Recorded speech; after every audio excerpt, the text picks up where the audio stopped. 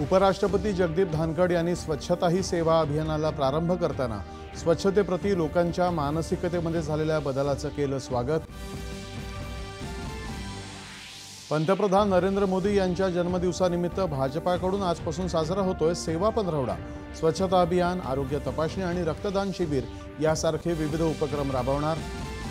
पंतप्रधान नरेंद्र मोदी ओदिशाच्या दौऱ्यावरती।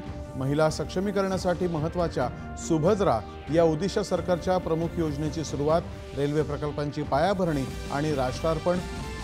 पंतप्रधान मोदी यांच्या तिसऱ्या कार्यकाळातील रालोआ सरकारचे 100 दिवस पूर्ण। प्रगतिशील आणि सुरक्षित भारत बनवण्यात सरकारला आले यश, अमित शहा यांचं सुतोवाच। 8व्या भारतीय जल सप्ताहाचं राष्ट्रपतींनी केलं उद्घाटन।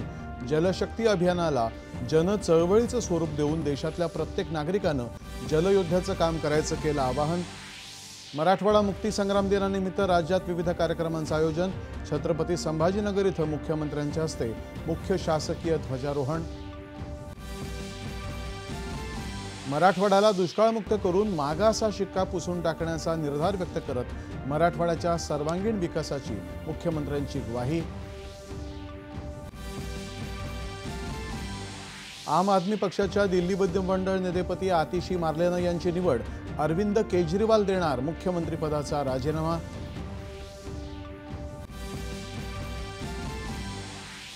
पश्चिम बंगालमधल्या पीडितेचं नाव विकिपीडियावरून हटवण्याचे सर्वोच्च न्यायालयाचे निर्देश।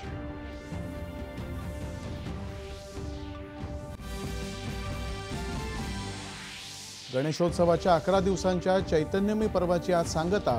मुंबई पुण्यासह राज्यभरातल्या गणेश विसर्जन मिरवणुकांना उत्साहात सुरुवात। आणि आशियाई हॉकी अजिंक्यपद स्पर्धेत भारत आणि चीन दरम्यान अंतिम सामना सुरू।